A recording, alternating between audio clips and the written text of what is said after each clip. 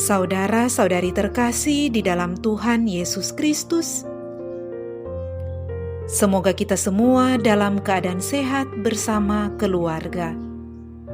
Saat ini marilah kita mendengarkan bacaan kitab suci dan renungan harian Rabu 10 November tahun 2021.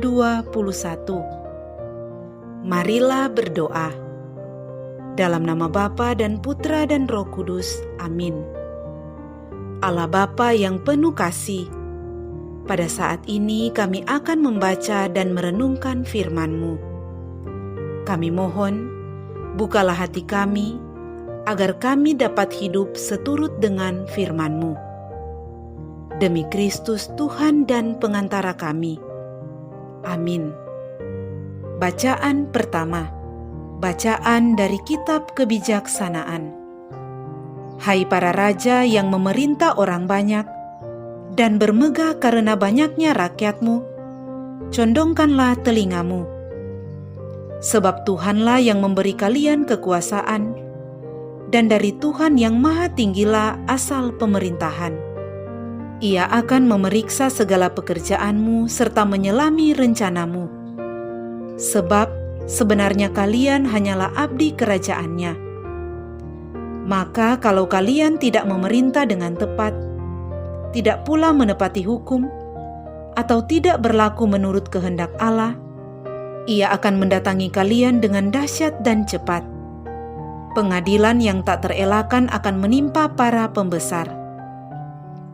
Memang para bawahan dapat dimaafkan karena belas kasih, tetapi para penguasa akan disiksa dengan kejam. Tuhan yang Maha Kuasa tidak akan mundur terhadap siapapun, dan kebesaran orang tidak dihiraukannya. Baik yang kecil maupun yang besar dijadikan olehnya, dan semua dipeliharanya dengan cara yang sama. Tetapi terhadap para penguasa akan diadakan pemeriksaan yang keras. Jadi perkataanku ini tertuju kepada kalian para pembesar. Hendaknya kalian belajar menjadi bijaksana dan jangan sampai jatuh. Sebab mereka yang secara suci memelihara yang suci akan disucikan pula, dan yang dalam hal itu terpelajar akan mendapat pembelaan. Jadi hendaklah menginginkan serta merindukan perkataanku, maka kalian akan terdidik. Demikianlah sabda Tuhan. Syukur kepada Allah. Bacaan Injil. Inilah Injil suci menurut Lukas. Dimuliakanlah Tuhan. Dalam perjalanannya ke Yerusalem, Yesus menyusur perkotaan Samaria dan Galilea. Ketika ia memasuki suatu desa, datanglah 10 orang kusta menemui dia. Mereka tinggal berdiri agak jauh dan berteriak, "Yesus Guru, kasihanilah kami." Yesus lalu memandang mereka dan berkata, "Pergilah, perlihatkanlah dirimu kepada imam." Dan sementara dalam perjalanan mereka menjadi tahir. Seorang di antara mereka ketika melihat bahwa dirinya telah sembuh, kembali sambil memuliakan Allah dengan suara nyaring, lalu tersungkur di depan kaki Yesus dan mengucap syukur kepadanya. Orang itu seorang Samaria.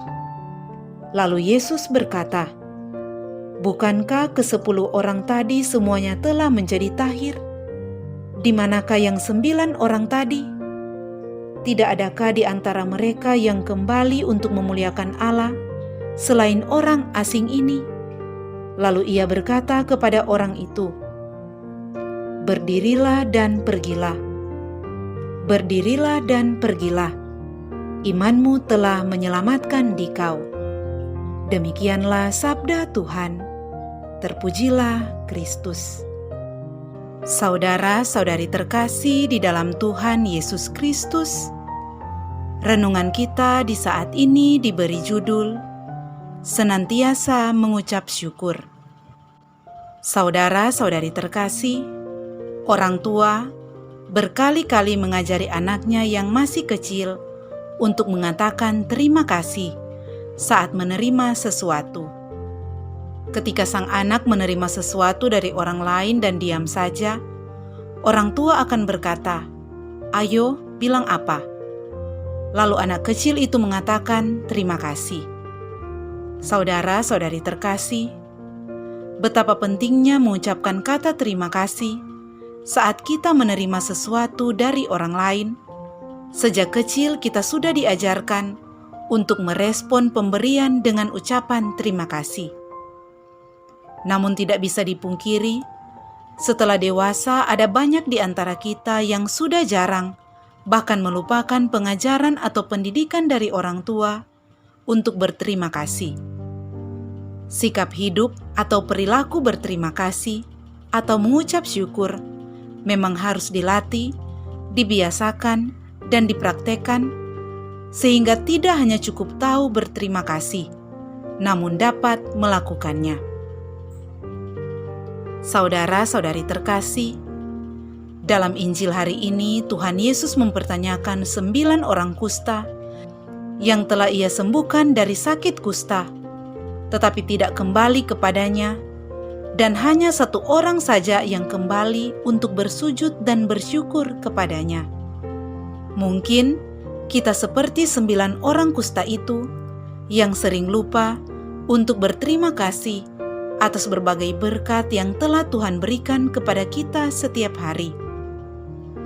Saat kita berkekurangan atau sedang berada dalam masalah, kita meminta bantuan dan campur tangan Tuhan. Tetapi ketika Tuhan telah memberikan yang kita harapkan, kita justru meninggalkan Tuhan dan hidup jauh daripadanya. Saudara-saudari terkasih, sebagai orang beriman, kita perlu membiasakan diri untuk mengucap syukur. Dengan mengucap syukur, kita tidak hanya mengingat kebaikan Tuhan, tetapi juga dapat meningkatkan iman kita. Sikap syukur atas keberhasilan yang kita capai semestinya menjadi bagian dari hidup kita. Karena kita ini makhluk yang hanya mengandalkan kasih karunia dari Tuhan. Kita hanya bisa hidup dengan baik oleh karena belas kasih Tuhan. Orang yang mampu bersyukur itu adalah orang yang merendahkan dirinya di hadapan Tuhan. Orang yang tidak menganggap dirinya mampu mengatasi segala persoalan yang dihadapinya. Hanya orang beriman yang datang kepada Tuhan dan mengucap syukur. Saudara-saudari terkasih, banyak peristiwa yang memperlihatkan betapa kita lemah dalam mengucap syukur. Misalnya saat kita sehat, kita jarang mengucap syukur. Namun ketika kita sakit, kita baru ingat betapa pentingnya kesehatan. Melalui sabda Tuhan hari ini kita diajak untuk mengucap syukur dan memuliakan Tuhan dalam hidup sehari-hari, seperti 1 orang kusta dalam kisah Injil hari ini. Kita menjadi orang beriman yang bukan hanya tahu berterima kasih atau mengucap syukur, namun senantiasa melakukannya, baik kepada sesama kita, juga kepada Tuhan yang adalah pemberi segala anugerah. Marilah berdoa. Allah Bapa yang Maha Kuasa, ajarilah kami untuk selalu mengungkapkan rasa syukur kami kepadamu dan dengan berbagi kasih kepada sesama kami. Dengan pengantaraan Kristus Tuhan kami. Amin. Dalam nama Bapa dan Putra dan Roh Kudus. Amin.